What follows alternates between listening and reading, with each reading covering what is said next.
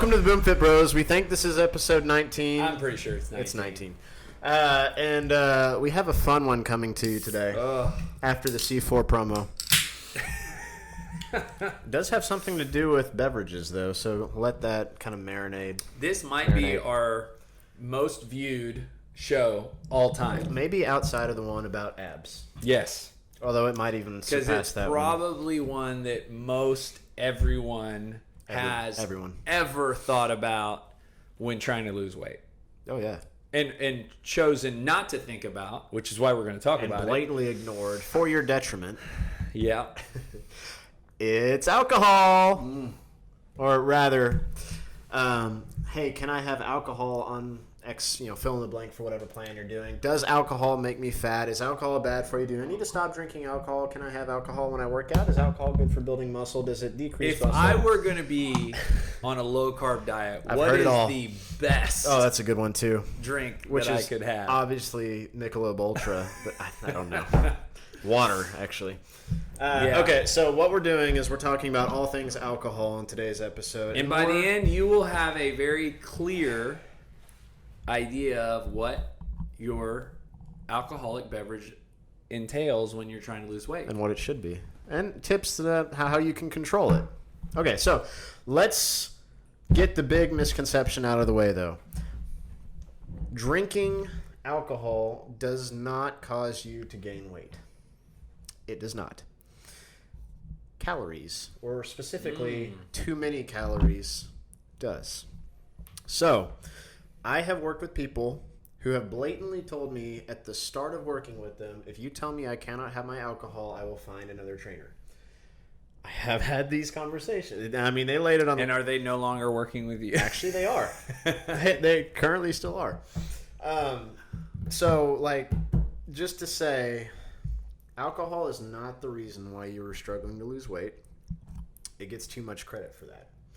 Is it something that you can control to help you lose weight? Absolutely. And we're going to talk about that. But I just want to get it out of the way that the thing that makes you gain weight or keeps you plateaued or keeps you from losing weight is not alcohol by itself. It is how many calories you take in versus how many calories you use. Calories, or the amount of energy, is what causes you to gain or lose weight, and the controlling thereof. An excess of calories means is why you're gaining weight. Exactly. So you can have too many drinks, which cause you to store too many calories. Happens a lot. However, you can also enjoy your drinks and still lose weight and body fat and build muscle. Yep. So alcohol in and of itself is not the reason for your troubles. Just getting that out of the way now. Okay? Now, all of us have probably had issue drinking too much of it at one point. Not all, but most. I know I certainly have. I know you certainly have. Yes. And now I know that you specifically, drink substantially less than we used to.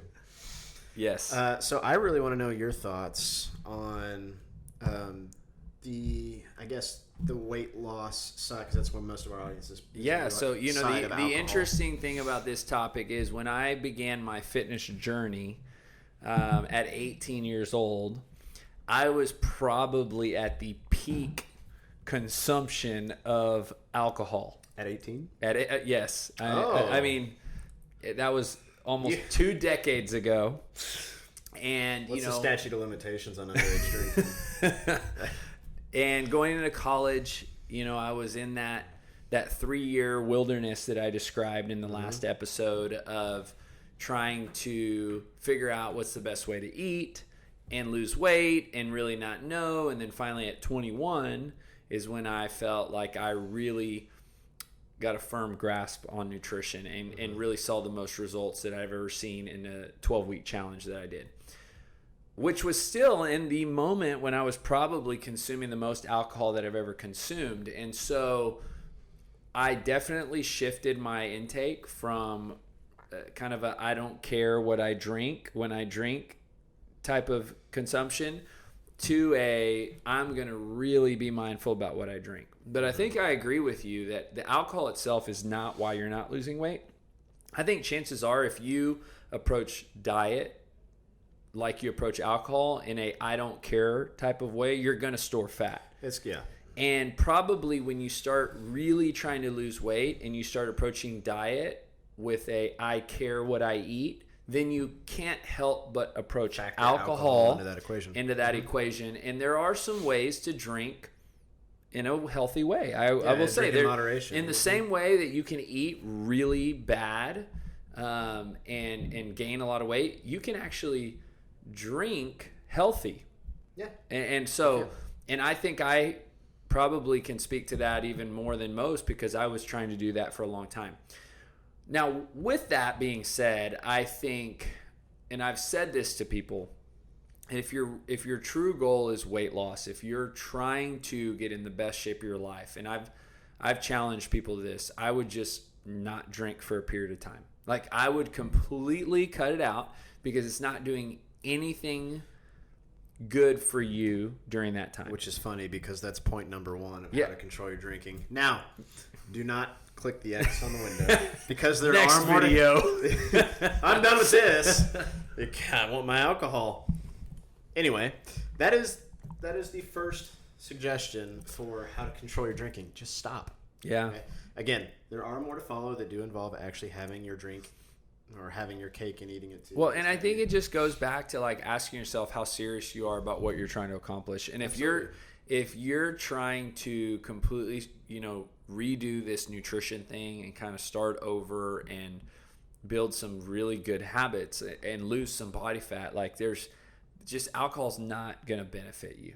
It doesn't. It really isn't going to do anything good for you. The only good thing, arguably, and I use that term good loosely, is maybe a slight stress release at the end of the day if you're not overdoing it. But most people don't. I mean, loosening up at the end of the day is probably having a bottle of wine, and that is not the way to go. Well, and just like what we say too, like that's probably ideal, and we want to be able to scale that for most people. Exactly. But I think it's a great point, one, because it's a good point. Like, if you really want to see results quickly on the scale, fast, in your waistline, and to the degree that what you were consuming before. And if you're somebody, there's two types of drinkers in my opinion. Mm-hmm. There's the weekend, I guess it's called binge drinking is the more technical term. I'm just going to call it the weekend partier. The weekend partier, right? That's TGIF. And that was probably more in line as to where I fell. Like, I was more of the weekend person. And then there's the what would you call them? The steady eddies. The steady Eddie, but basically it's the ones who drink every day. Every night. Which is probably more so where I fell into. You have a glass of wine, or you have a couple beers, or a few beer, or a scotch, or something. And I think honestly, there's the two, right? There's really the two different, and then there's the hybrid, right? There's the person who drinks, the one who drinks every day and binges on the weekend. Yes, yeah, and so, i.e., your college students. So I think depending on who you are and what your tendencies are, both would benefit tremendously from a period of time. And I think that that's a good challenge for yourself is of not drinking, maybe 3 or 4 weeks, right? 30 days or something like that. If you could even do 2 weeks of just not drinking, I guarantee you will see results. And there's some, that's the thing is there's some people that, man, 7 days. If you're the person who's already eating really healthy and cleaning up your diet regularly and not having a ton of sweets or anything, and you haven't tried just cutting out the alcohol, like that would be a great place thing to try. The liquid calories, and just to see the effect that it has on it, because that could be a place that you're not really trying to target because you don't want to. Right. Yeah, and that's like it goes all the way back to the same thing. Like, do you really want the goal? Well, and for me, one of the big things that I saw. When I stopped drinking was the weekend workouts felt so much better, right? Like just really everything. Everything. But you're not waking up the next. Yeah, when you cut alcohol out for a few weeks, maybe a month, you're gonna notice that your workouts feel so much better. You feel so much better that I think that there's a benefit that goes above just the calorie deficit, if we want to call it that. Oh, absolutely. I mean, like alcohol is a drug, so it's gonna have a certain and. Some people would say positive. I'd probably say negative impact on your cognitive ability, your reaction times. Like it's It's classified as a depressant. Mm-hmm. So outside of the extra calories, it is a drug, technically speaking. It is a chemical reaction within the body, and it impairs your ability to function on a normal level. So, is it good for you? One could argue not at all.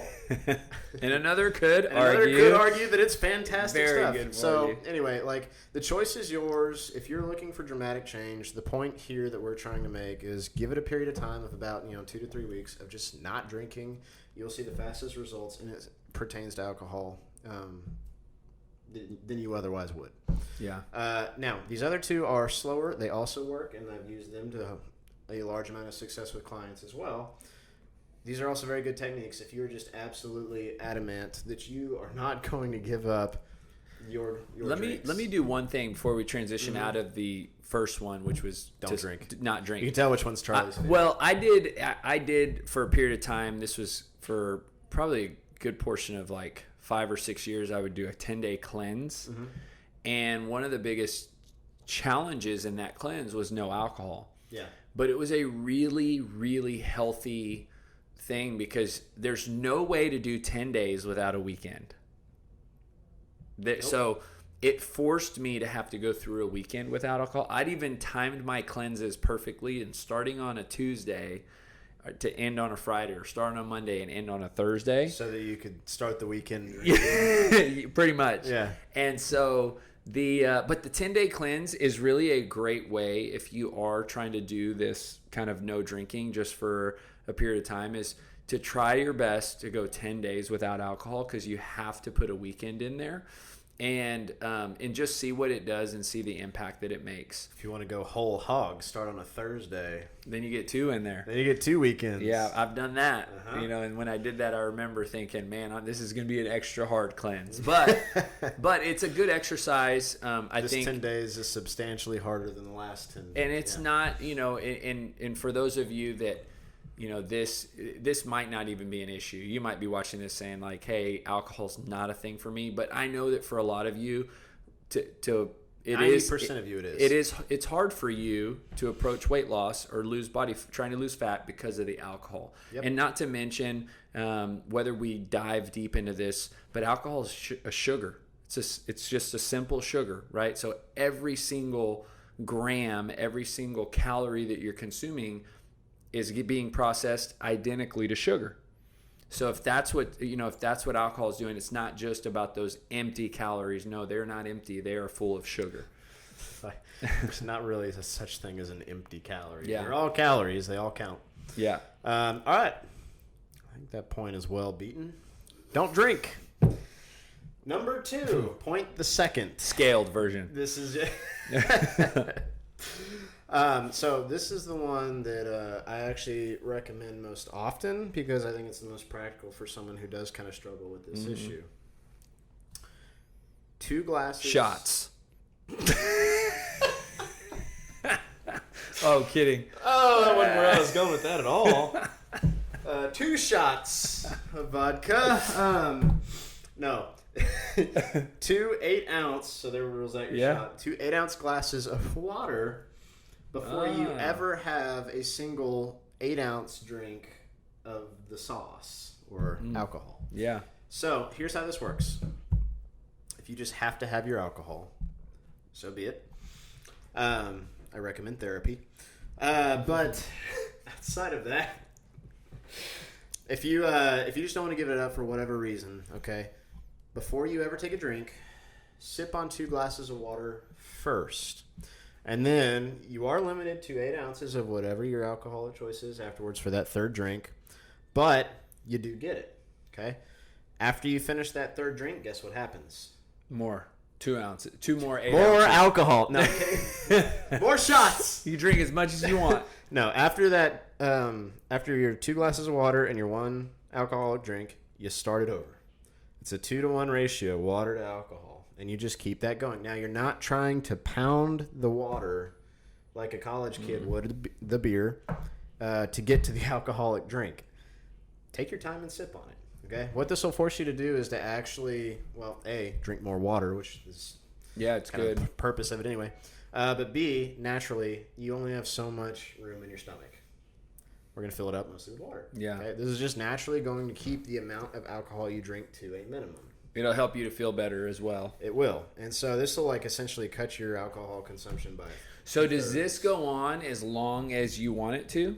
Can. So if you did, I'd never taken this approach personally. So you can do that as late, as many drinks as possible. As yeah, your I mean, like at a hold. certain point, you're going to be taking a lot of trips to the bathroom. Yeah.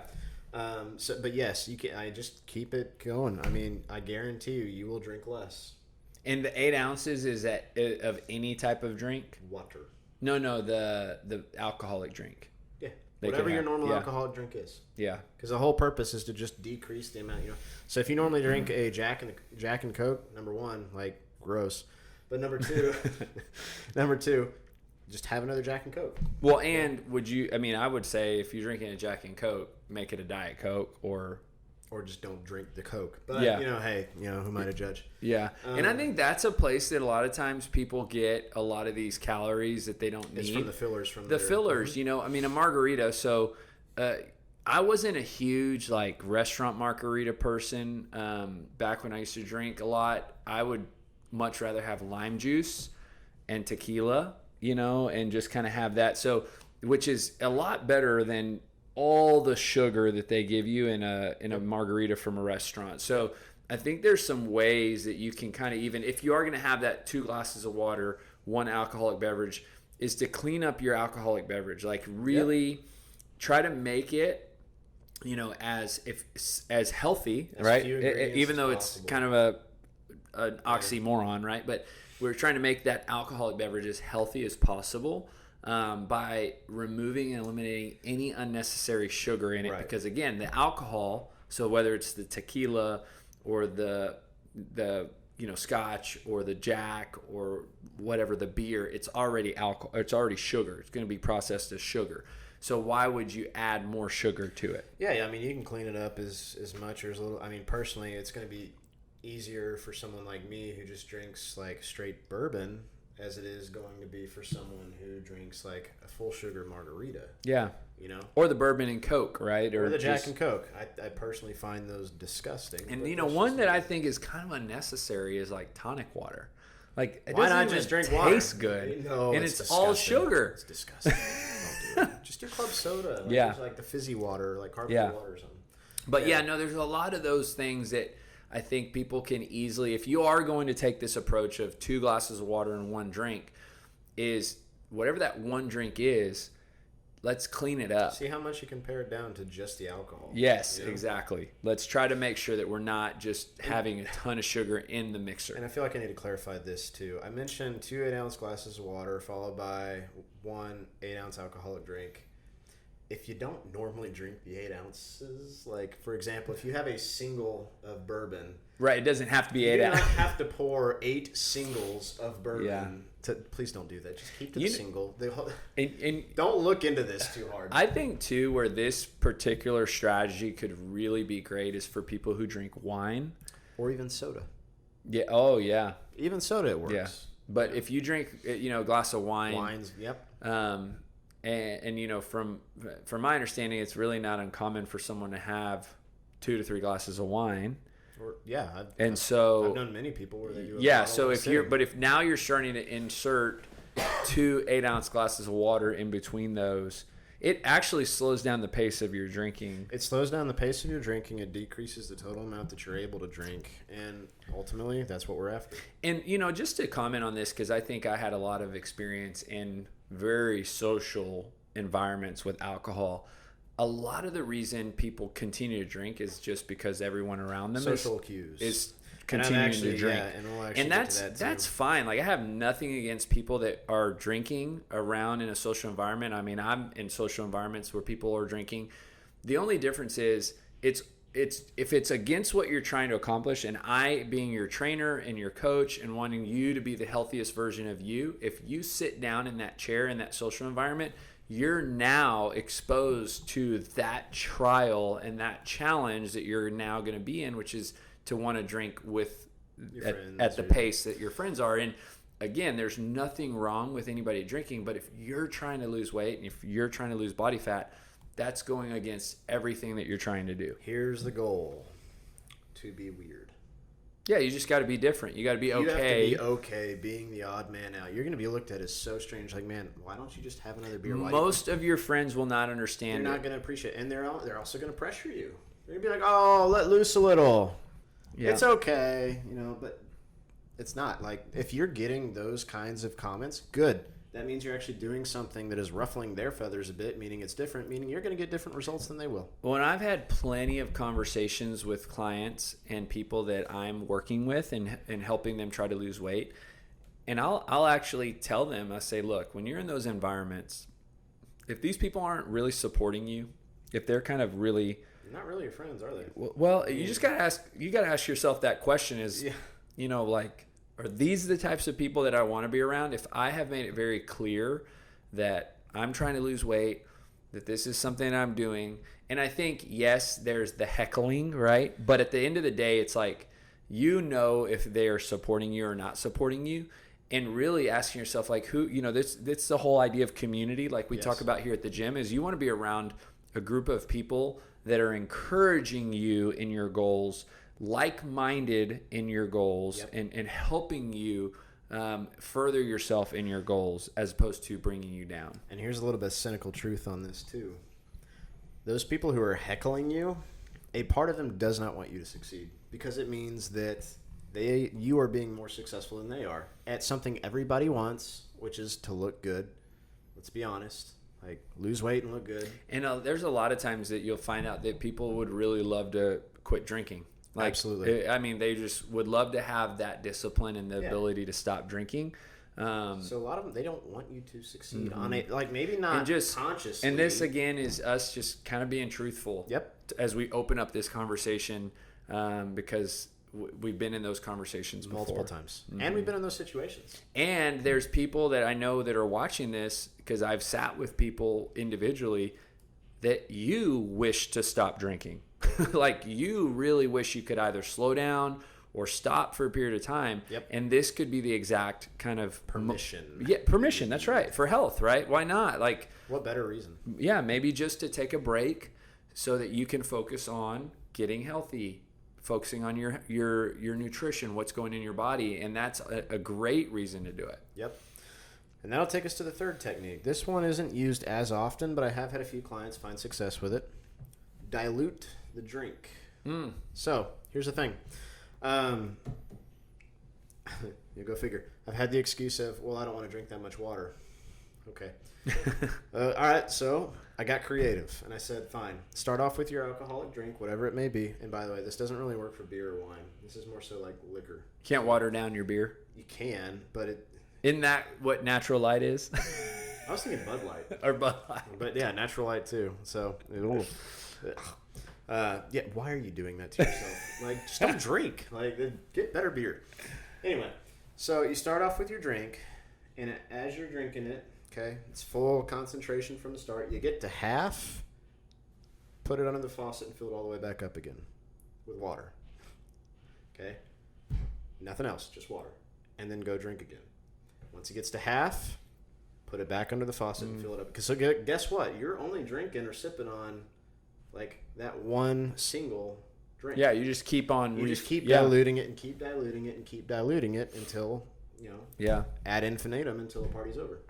Yeah. Or if you really want to, set time limits on it, and every hour you can only have one drink, and then you keep diluting that drink over and over and over again. Okay? Yeah, that wouldn't work with wine. Doesn't work with beer that well either. Yeah. Wine, certainly does not work. But liquor, for those of you who are heavy liquor drinkers, that's a good one. One thing too is taking that same idea of like a watered down beverage, and you could also have like a sparkling water with lime or something like that. Maybe starting with your alcoholic beverage, water it down, and then just top it off and keep going with a sparkling water, or even like a diet tonic water with lime or something of that nature. Now, notice that these tips were given to you in preferential order. Right. Like, I would, like, that, this one is my least favorite for a reason. It's because, like, people start to dilute and dilute and dilute, and they're like, well, I'm just drinking water. Better go fill up before the time limit ever comes around. It's human nature. It happens. Yeah. Some people, they do have success on it. And I have had people who that has been the case. not many. More so are more successful with number 2. And very few people want to do number 1, but that is the most effective one. Which is, again, just stop drinking for a period of time. And I think that if I had to go back in time and really think about that season, we'll say that I was trying to lose weight, the water one would have been a great fix for me.